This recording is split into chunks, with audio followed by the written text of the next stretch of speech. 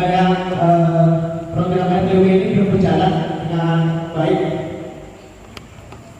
nggak ada ya. Semoga dengan seperti ini juga program yang turun di aplikasi kita, di platform kita selalu berjalan dengan baik dan berguna untuk karyawan dan juga kita semua. Jadi program RTW sendiri itu dibuat oleh mahasiswa saya, mahasiswa SOS atau Safety and Operational Support, itu berguna untuk mempersiapkan karyawan dan juga pekerja itu sebelum bekerja. Jadi pengecekan dari kesehatan, itu verifikasi dan juga suhu, lalu persiapan terkait dengan APD-nya, alat kerja, lalu PU terkait dengan unitnya, apakah sudah siap semua seperti itu. Jadi program PDPO sendiri dibuat untuk persiapan kita sebelum bekerja. Jadi itu termasuk dari implementasi dari Triple S juga ya, Bapak Ibu sekalian. Triple S itu sebelum, sesaat, dan sesudah. Jadi sebelum bekerja itu kita mempersiapkan seluruhnya seperti APD, alat kerja, kesehatan kita, lalu juga apa saja yang dibutuhkan pada saat bekerja. Apakah unit itu sudah ready, alat kerja kita sudah sesuai dengan sesuai dengan aturan dan juga siap untuk digunakan seperti itu. Dan pada sesaat bekerja itu kita juga mengecek kembali alat kita apakah berfungsi dengan baik. Kadang kan juga pada saat bekerja itu alat mengalami kerusakan maupun maintenance, itu segera melapor ke mandornya, ke bapak asistennya juga seperti itu.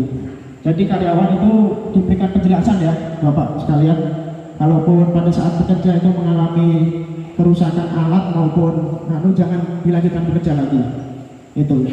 Itu salah satu RTW ini salah satu implementasi dari budaya Triple S. Jadi seperti itu. Ya, next. Mungkin sebelum lanjut ke materi, saya mau perkenalkan diri lebih jauh lagi ya, karena pemateri sendiri itu masa nyampein materi tapi yang disampaikan audiensnya nggak kenal saya. Jadi perkenalan dulu, nama saya Adi Taruki, saya sebagai SHR di sini. Saya lahir di Grobogan, Kabupaten 2000. Saya nomor telepon ada email. Saya lulus SHI dari Pendidikan Teknik Lingkungan Ominata Surabaya Surabaya Jari Universitas Islam Indonesia. Dan saya juga pernah bekerja atau magang di SHI sebagai seorang SHI yang bisa di PT Wika Bangunan itu di Lombok pada tahun 2021 dan mendapatkan sertifikat dari training ahli yang juga umum dari Kementerian ahli pada tahun 2023 itu menjadi maksimal. Penasihat saya itu di bawah bimbingan selaku VP saya di SOS dengan Komisi Pak Ahmad Bagir selaku manajer SAE dan juga pembina saya Pak Ubin selaku kepala administrasi dan juga pembina lainnya PIC saya itu Pak Agung Sanjaya.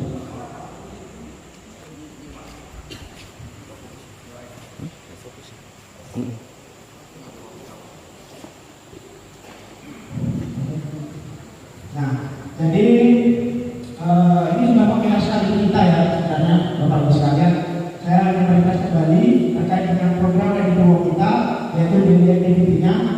Yang pertama itu dimulai dari kesehatan personil ya, itu pada saat apel sebelum apel kami dilaksanakan itu ada kandidat. Lalu karyawan itu dilakukan pemeriksaan APD dan juga kesehatan karyawan, itu berupa eksis dan juga guru. Jadi setelah dilakukan pemeriksaan APD dan juga kesehatan itu dicek kondisinya apakah karyawan tersebut mengalami potensi maupun hipotensi atau tidak. Jika mengalami segera dilarikan saja ke poliklinik. Nanti penanganannya oleh dokter seperti itu. Kalau untuk APD itu apabila APD itu tidak oke atau tidak ready untuk bekerja, seperti misalkan helm itu bolong atau visor kotor, visor tidak digunakan kembali, lalu visor kan banyak sekali karyawan kita yang masih tidak menggunakan ya, karena buram. Jadi apabila tidak oke, maka segera dilakukan atau melengkapi APD kembali, perjanjian APD. Lalu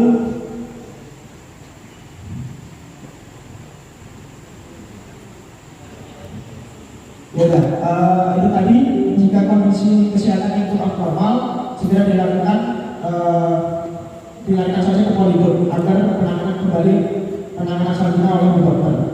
Karena kejadian di desa kemarin ya, Bapak Ibu sekalian, di desa itu karyawan operator gitar itu dia mengalami hipertensi, lalu dilarikan ke poligon, tetapi obatnya itu yang diberikan dokter dia diminum. Jadi orang yang mengalami hipertensi tersebut tidak meminum obat dari Bu Dokter, sehingga pada saat bekerja dia mengalami stroke dan mengalami kecelakaan kerja, dan itu sampai meninggal juga. Jadi seperti itu. Kalau bisa, tolong Bapak Ibu sekalian, ini wajib ya, anggota itu karyawan apabila mengalami hipertensi maupun hipotensi segera dilarikan ke poligon agar penanganan lebih lanjut. Nanti Bu Dokter mungkin bisa memberikan obat yang sesuai dengan karyawan yang mengalami hipertensi maupun hipotensi ya, dokter. Jadi agar karyawan itu ready kembali atau siap untuk bekerja. Jadi tidak dalam keadaan yang tensi tinggi itu, karena berbahaya sekali bahkan stroke seperti ini jadi di BCL kemarin.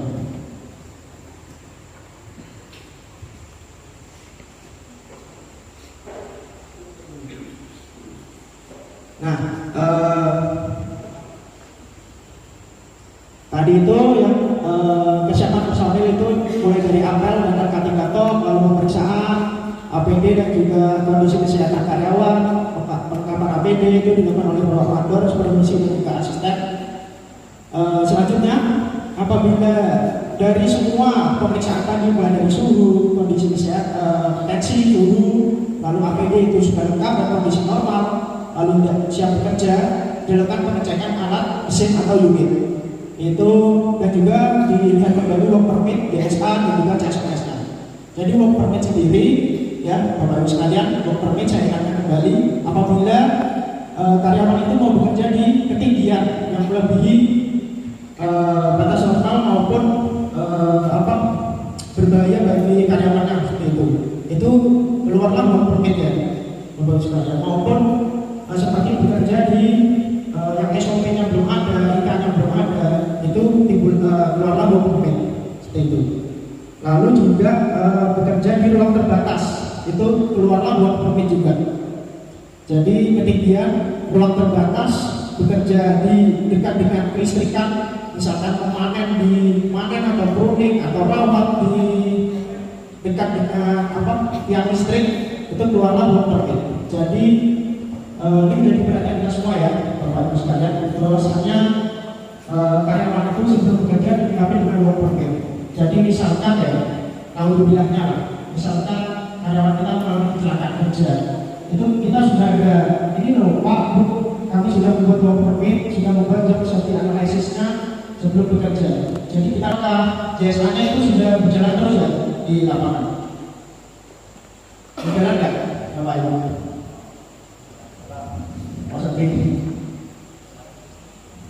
Jadi ya itulah, nanti Bapak asistennya bisa memantau kembali terkait dengan work permit dan juga JSA ini, karena masuk ke aktivitas yang ada leader ya Pak Ibu sekalian. Jadi itu kalau kita sudah siap bekerja, dilengkapi dengan pengecekan mesin alat dan unit, lalu apabila mesin alat dan unit ini dilakukan manifest ya tadi, itu prosesnya preparasi yaitu manifest. Jadi manifest sendiri itu dilakukan oleh Bapak asisten, manifest dilakukan oleh Pak asistennya nanti di lapangan. Lalu manifest sendiri itu nanti keluarlah skala 1, skala 2, dan skala 3. Apabila skala 1 maka operasional mesin atau alat itu bisa dilakukan atau sudah untuk dilanjut ke pekerjaannya seperti itu. Apabila skala 2 ditemukan skala 2 maka bisa dilanjutkan, tetapi dengan catatan perbaikan maupun dengan catatan seperti itu. Jadi tetap boleh bekerja tapi dengan catatan. Lalu kalau skala 3, jadi manifest sendiri itu harus diperbaiki dan tidak boleh dilakukan pengerjaan lagi. Seperti mesin yang rusak, alat yang rusak itu misalkan masuk ke skala 3, dilarang untuk bekerja. Jadi kalau misalkan Bapak asisten yang menemukan skala 3 pada alat mesin maupun alat kerja pada karyawan itu dilarang untuk melanjutkan pekerjaan kembali. Lalu juga Nah, setelah misalnya skala 1 tadi dilanjutkan bekerja kembali, lalu dilakukan SIC, proses SIC. Ini juga dilakukan oleh Bapak Asisten ya, kontrol proses operasional. Itu seperti inspeksi kondisi dan perilaku berbahaya dari karyawan, IRMIS, etis behavior, dan praktik cara kerja aman. Itu dilakukan nanti dilakukan kontrol proses operasional dan juga SIC-nya diisi ya. Lalu yang terakhir itu review, koordinasi kontrol.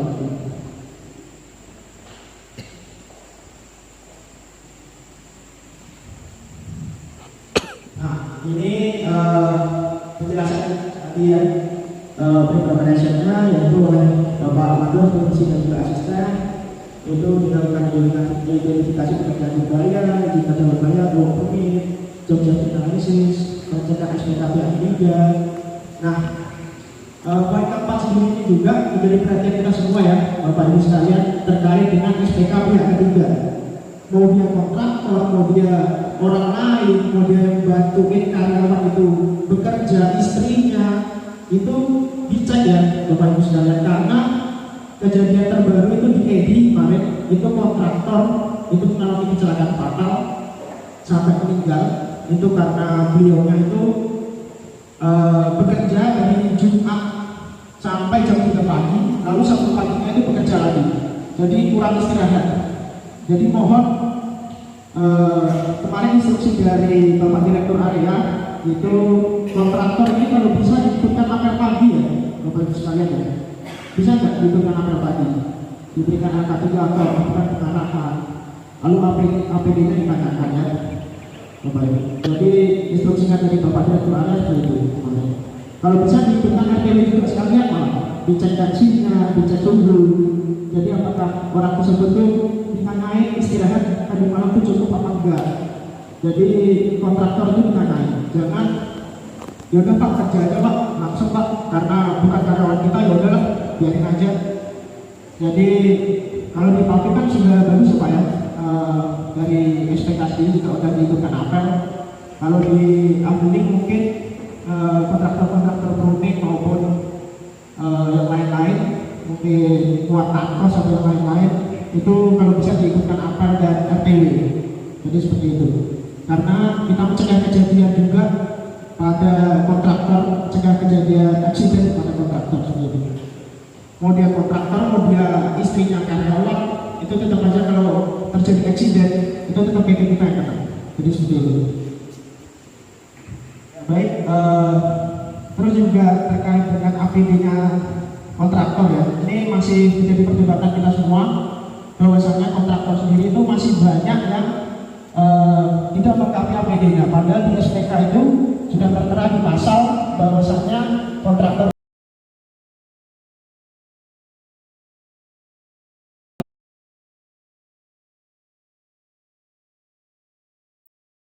Tapi kalau di kita kan masih banyak kejadian bahwasanya kontraktor itu tidak mau menyiapkan APD-nya, malah minta ke kita juga akhirnya.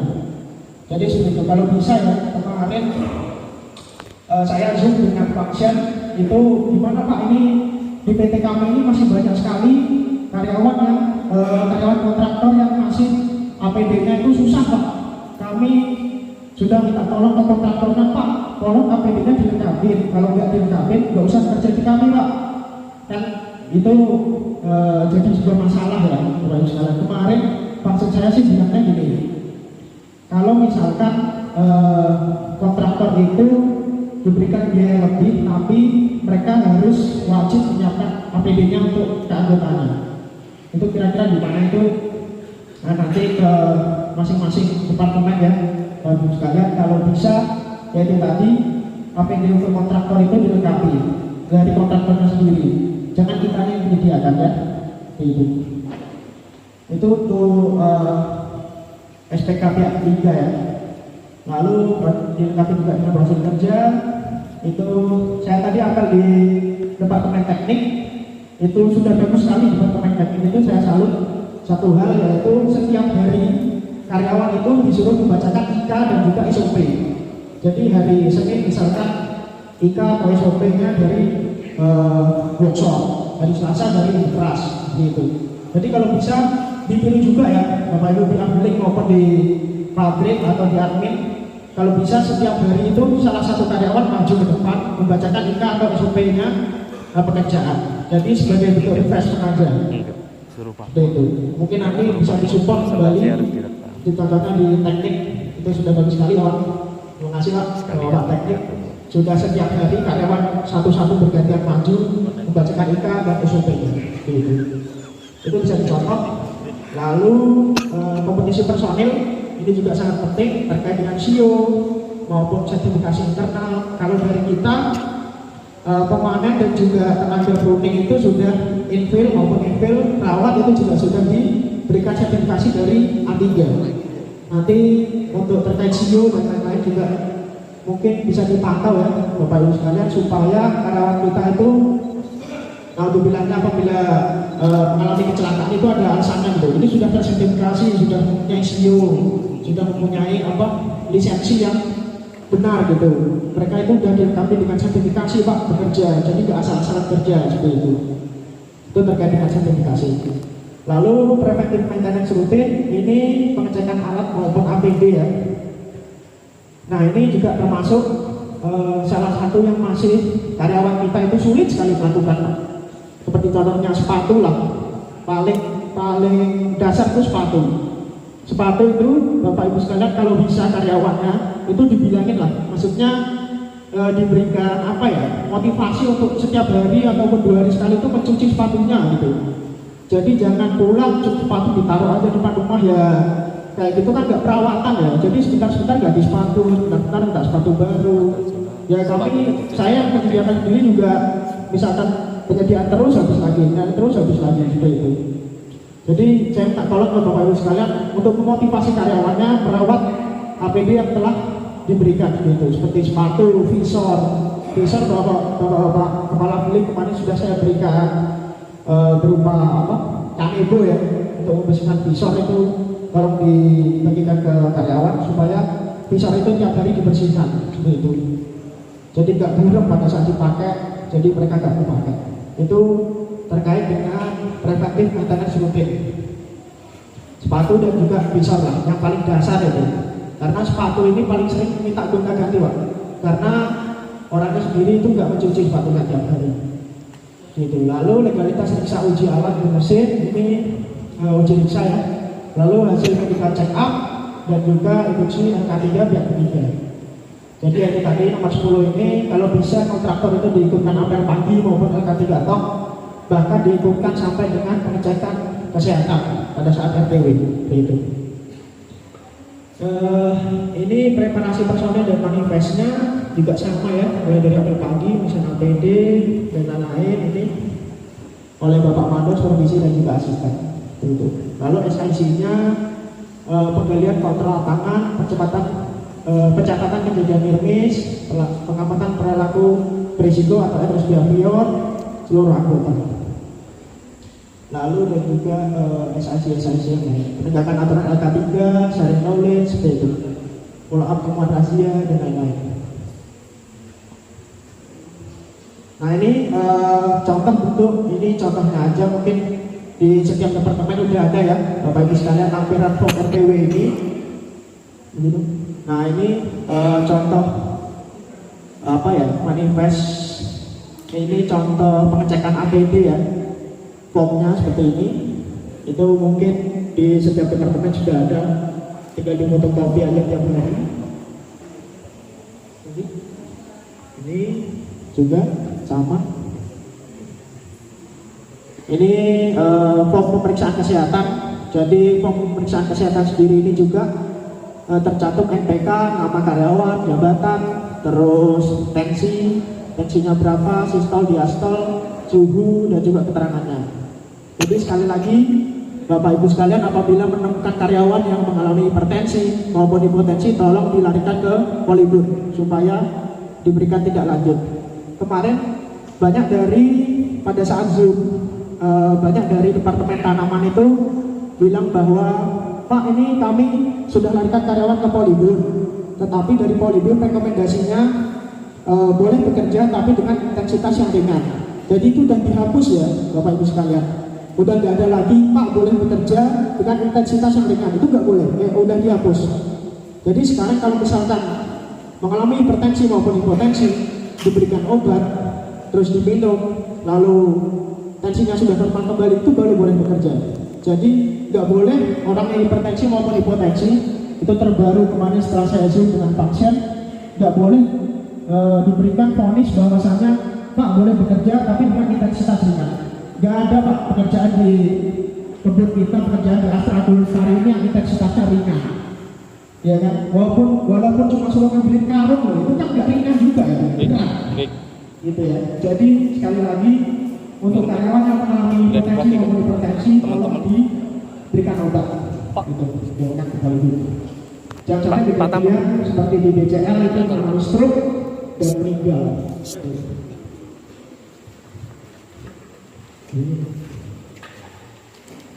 Ini pom tensi ya, ini pom manifest di lapangan. Jadi bapak asistennya di lapangan melakukan manifest terkait dengan APD, alat kerja, dan cara kerja aman. Tuh. Nah ini juga sama ya, manifest di lapangan. Ini pembayakan unit skala 1, skala 2, skala 3, bila skala 3 itu nggak boleh bekerja, nggak boleh melakukan bekerja seperti itu. Lalu ini manifest loading rate, manifest ini yang dipatik ya Pak.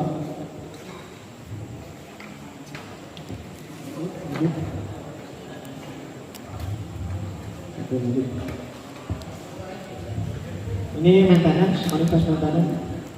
Nah ini temuan RTW kita yang masih paling sering itu adalah pom manifest, pom SIC kita ini sehari itu gak langsung ditandatanganin oleh asisten, terus supervisi maupun mekaniknya. Jadi sehari itu kalau bisa ditandatangani itu langsung ya. Jadi untuk pelaporannya biar cepat gitu. Maksudnya sehari tanda tangannya itu lengkap gitu. Saya masih sering temukan kalau sehari itu verifikasi tanda tangannya itu masih belum lengkap. Oke lanjut. Ini dari tanaman ya, SIC-nya, pom SIC tanaman masih sama juga, SIC tanaman. Oke. Ini SIC transport UBS. Oke. Asisten teknik ini, iya asisten. Ini kepala teknik, kepala pabrik. Ini juga ada pom SIC-nya ya Pak, dari Bapak Askarnya juga. Oke. Ya, mungkin itu sedikit penyampaian terkait dengan refreshment kita tentang ready to work maupun program RTW ataupun program RTW yang sudah dijalankan di PT kita, yaitu PT Astra Lestari. Jadi pokoknya intinya itu bahwasanya kita memastikan karyawan, Bapak Ibu sekalian, memastikan karyawan kita itu dalam kondisi sehat, dalam kondisi siap, mulai dari kesehatannya, tensi, suhu, APD, alat kerja, terus unit, dan juga pada saat di lapangan itu seperti apa, itulah gunanya RTW. Jadi seperti itu. Mungkin saya mau 2 atau 3 orang ya untuk menyampaikan kendalanya terkait RTW seperti itu, Bapak Ibu sekalian. Ya Pak, angkat tangan. Mau menambahkan? Ya sebelum ke sesi Bu Dokter mau menambahkan. Baik, terima kasih waktunya Pak Arjuna. Baik, bismillahirrahmanirrahim. Assalamualaikum warahmatullahi wabarakatuh. Waalaikumsalam. Selamat pagi, Insan Astra Agro. Pagi kah siang nih Bapak? Siang. Sudah pada lapar? Sudah. Ngantuk? Sudah juga. Ya, sebentar lagi ya. Saya izin menambahkan sedikit. Jadi mungkin terkait tadi itu yang masalah tensi ya Bapak, sedikit refresh. Mungkin ada yang sudah ingat ataupun ada yang sudah lupa juga. bahwa range darah normal itu ada di angka berapa? 160. Yang atas kan ada dua bagian ya, yang sistol sama diastol. Yang sistol itu 120 sampai 100. 60. Ya betul, 139. Kemudian yang 160, bawah Pak. itu di angka 160. 90, 110. 80 sampai 90.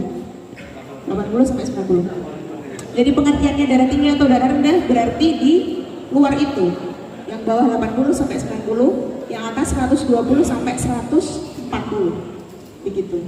Terus tadi kalau misalnya ada instruksi ketika kita menemukan karyawan dengan darah yang tidak normal, tadi instruksinya langsung ke polibun begitu Pak?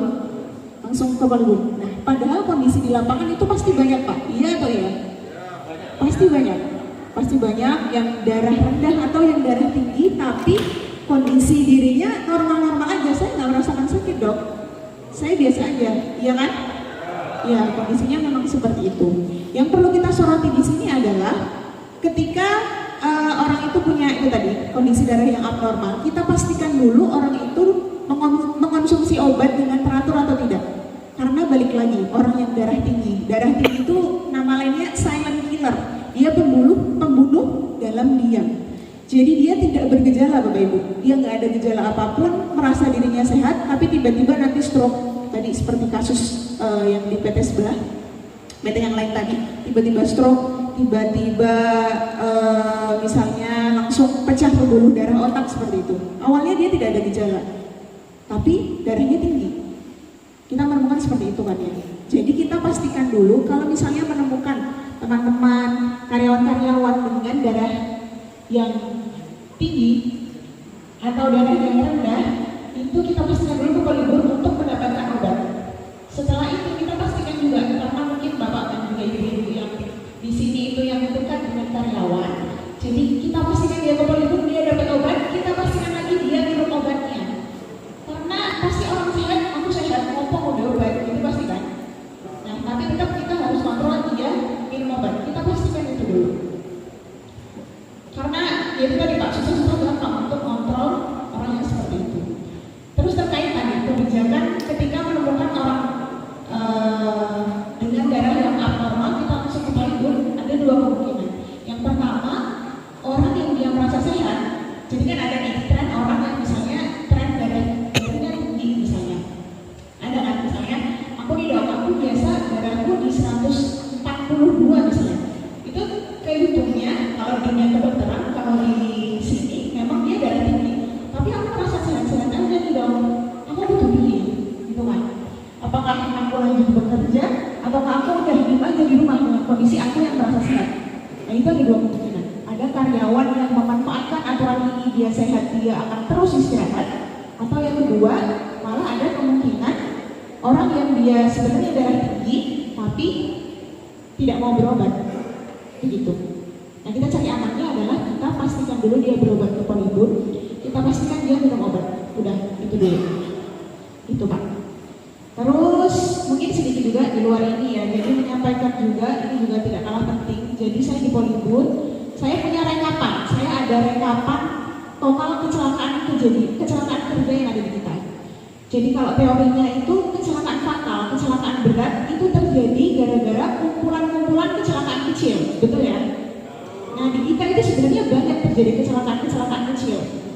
Di bulan Agustus ini saja kita sudah ada sampai tanggal 18 Agustus kemarin. Di bulan Agustus saja kita total sudah ada 19 kecelakaan kecil.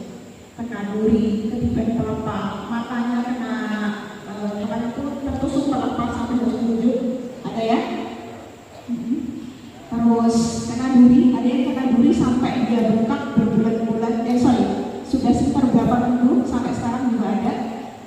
Itu kecelakaan kecil yang bisa jadi dari akumulasi kecelakaan kecil nanti bisa jadi kecelakaan fatal yang tidak kita inginkan. Begitu. Nah, fungsinya RTW ini juga ada di situ. Tadi ya mulai dari persiapan alatnya, persiapan APD-nya dan yang sebagainya. Jadi ketika misalnya saya ketemu pasien nih, ketemu ada, saya tadi matanya kena kotoran sawit dok, gitu. Begitu saya tanya, visornya dipakai apa enggak Pak? Dipakai dok.